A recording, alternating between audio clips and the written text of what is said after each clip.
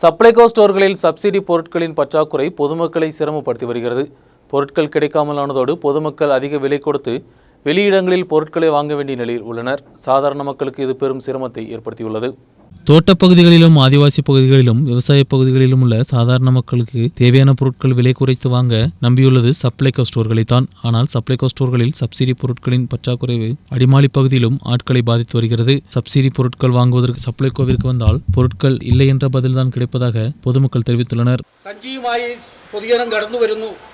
അരി കിട്ടുന്നില്ല, പഞ്ചസാര കിട്ടുന്നില്ല, മറ്റ് നിത്യോപയോഗ സാധനങ്ങൾ ഒന്നും തന്നെ കിട്ടാത്ത രീതിയിലേക്ക് മാറിക്കഴിഞ്ഞിരിക്കുന്നു. ഈ അവസ്ഥയ്ക്കൊരു മാറ്റം വരുത്തി ഇവിടുത്തെ ജീവനക്കാരെ നിലനിർത്തുകയും അവർക്ക് സമയാസമയത്ത് ശമ്പളം കൊടുക്കുകയും കടന്നു വരുന്ന പൊതുജനങ്ങൾക്ക് നിത്യോപയോഗ സാധനങ്ങൾ ഇവിടെ വിതരണം ചെയ്യാനുള്ള മുഴുവൻ സംവിധാനവും ഉണ്ടാക്കി ഈ സപ്ലൈകോ നിലനിർത്തി പോകാൻ ബന്ധപ്പെട്ട അധികാരികൾ തയ്യാറായില്ലെങ്കിൽ പൊതുജന സമരത്തെ നേരിടേണ്ടി വരും.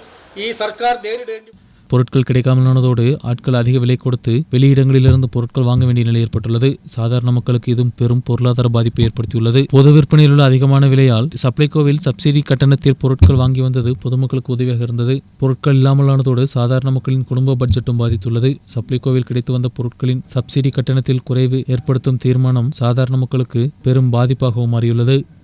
News bureau, Adimali.